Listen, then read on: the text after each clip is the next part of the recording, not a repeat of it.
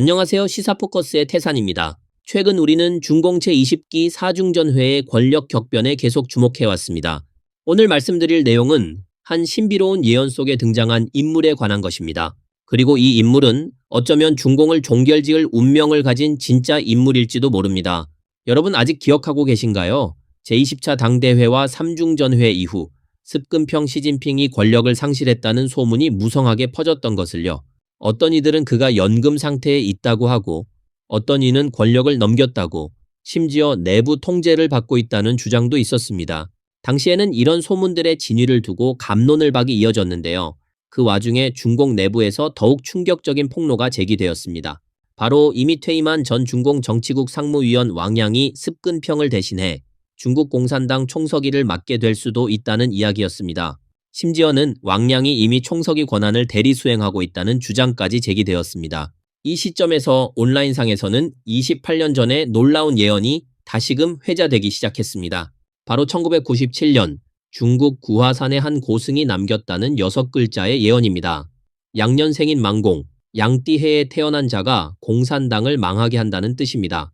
이 말 다소 허황되고 신비하게 들릴 수도 있겠지만 잠시만요. 이것은 단순한 예언 그 이상일지도 모릅니다. 먼저 왕양의 생년을 한번 볼까요? 그는 1955년 3월 5일생으로 실위간지 기준으로 양띠입니다. 이 예언의 첫 부분과 정확히 일치합니다. 그리고 망공, 그가 지금 보여주고 있는 권력 움직임과 연결해 보면 마치 운명처럼 느껴지기도 합니다. 이 예언 뒤에는 훨씬 더 흥미로운 비하인드 스토리가 있습니다. 1997년 등소평이 서거한 이후 강택민은 몰래 구화산을 찾았다고 전해집니다. 그 고승에게 자신의 관운과 중공의 미래를 점쳐달라고 한 것이었죠. 그런데 결과는 뜻밖이었습니다. 고승은 한참 입을 꾹 다물고 아무 말도 하지 않았고 조급해진 강택민은 재촉을 거듭했습니다. 그러자 고승은 마침내 차가운 말투로 단 6글자만 내뱉었다고 전해집니다. 양년생인 망공, 양띠해에 태어난 자가 공산당을 망하게 한다.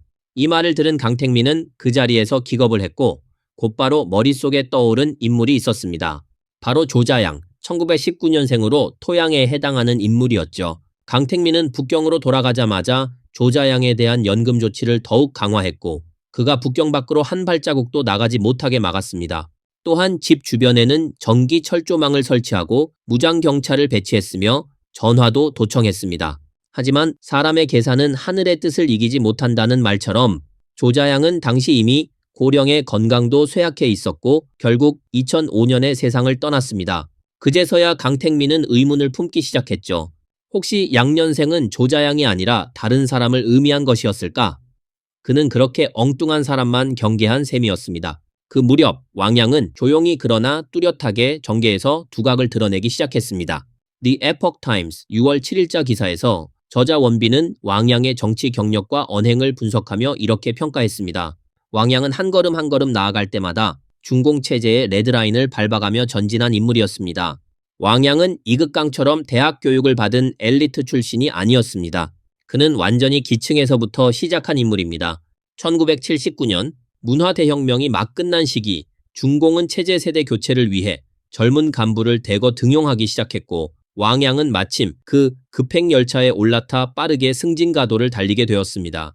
1982년 26세의 나이로 공청단 지구위 부서기가 되었고 33세에는 동릉시 시장으로 발탁되어 전국 최연소 시장 중 한 명이 되었습니다. 그는 시장으로 부임하자마자 삼철 타파운동을 강력히 추진했습니다. 철밥통, 평생 직장 개념의 안정된 공직, 철의자, 절대 바뀌지 않는 간부 자리, 철급여, 고정적인 급여 체계, 즉 그는 공공기관 체제 자체에 메스를 댄 것이었습니다. 1991년에는 지역신문에 깨어나라, 동능이라는 칼럼을 실으며 계획경제에 안주하지 말고 사상을 해방해야 한다고 호소했습니다. 이 대담한 행보는 곧 등소평의 눈에 띄었고 1992년 남순강화 당시 등소평은 안휘성에서 왕양을 직접 만나 개혁형 인재라며 칭찬했고 꼬마 시장이라는 별명까지 붙였습니다. 이후 그는 전국 최연소 부성장으로 고속 승진했습니다.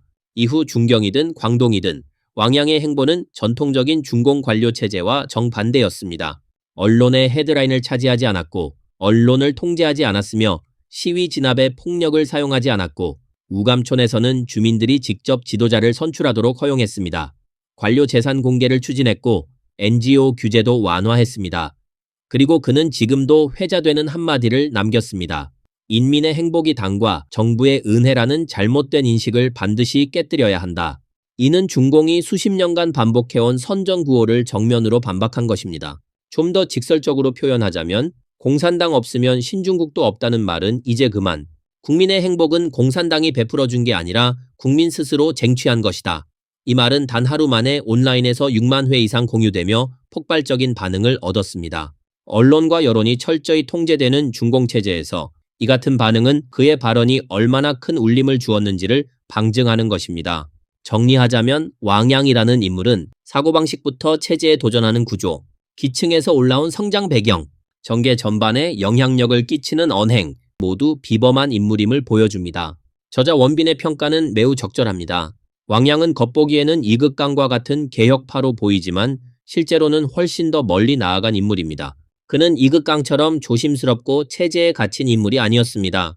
오히려 그 사상적 노선은 호요방, 조자양에 더 가까웠으며 당내 자유파의 대표적 인물이라 할 수 있습니다. 따라서 이제 와서 중공 내부의 폭로에서 제기된 왕양의 습근평 대체설과 1997년 구화산 고승이 남긴 양년생인 망공이라는 예언, 이 두 정보는 출처는 다르지만 기묘하게도 모두 왕양이라는 인물을 가리키고 있습니다. 그리고 지금의 정세를 보면 중공 붕괴 가속사로 불리는 습근평이 이미 중국을 벼랑 끝으로 몰아넣었고 예언 속 화를 지닌 군인장 우협이 20차 당대회와 삼중전회에서 습근평 타도에 성공함으로써 각자 역사적 역할을 마친 것으로 보입니다. 그렇다면 이제 다음 차례는 정말로 왕양의 등장일까요? 그리고 그는 공산당을 무너뜨릴 마지막 지푸라기가 될 수 있을까요? 양년생, 공산당 붕괴의 징조. 이것은 단순한 우연일까요? 아니면 하늘이 내린 운명의 신호일까요? 이제 우리 모두 그 진실을 함께 지켜보시죠. 내부 소식통에 따르면 시진핑이 장 우협에게 실질적으로 연금된 시점은 2024년 4월이라고 합니다. 이 영상에 이어지는 내용으로 2023년 10월 2일 칸 중국 뉴스에서 발표된 추배도 예언 관련 영상도 함께 포함하였으니 참고하시기 바랍니다. 최근 유명 정치평론가 당하오는 세계의 교차로 프로그램에서 중공 정부가 2023년 춘절 전날 공휴일을 없앨 것이라는 발표에 중국 각지의 네티즌들이 폭격을 가했으며 이 기괴한 결정은 의심할 여지 없이 전통 문화와 가족 상봉 풍습을 파괴하고 있다고 지적했습니다. 당하오는 이는 시진핑이 추배도의 예언을 믿는 것과 관련이 있으며 시진핑 주변에는 그를 안내하는 소위 전문가가 있다고 말했습니다. 추배도의 43번째 상해는 흑토 주입 청룡혈, 흑토 즉 검은 토끼가 청룡굴에 들어가려고 한다는 뜻이며 첫마디의 검은 토끼는 올해 2023년을 뜻하고 내년 2024년은 마침 기해년 즉 청룡년이다. 욕진불진 불가설, 사고 발생 시기가 올해와 내년 사이이며 욕진불진 불가설은 중공 정권이 끝날이라는 것을 의미한다 라고 말했습니다. 시진핑이 올해 섣달 금음날 공휴일을 취소한 것은 흑토 주입 청룡혈의 검은 토끼에서 청룡회로 들어가는 것을 막아보려는 것이다. 공휴일을 없애 사람들이 설날을 축하하지 못하도록 명절을 조작하여 천지와 인간의 배치를 어긋나게 함으로써 예언에서 말한 쿠데타가 일어날 배치를 깨뜨리면 시진핑이 재앙을 피할 수 있다는 것이다. 하지만 이것이 정말 효과가 있을까요? 당하오는 이것은 눈 가리고 아웅하는 것이라고 말하며 일어날 일은 결국 일어날 것이라고 말했습니다. 추배도 43번째 상에서 예언된 시점이 바로 지금으로 즉 2023년 말에서 2024년 초 사이의 몇 달 동안인데 지금 중공에 요동치는 시국이 시기적으로도 예언에서 말하는 시간과 일치하는 것으로 보입니다.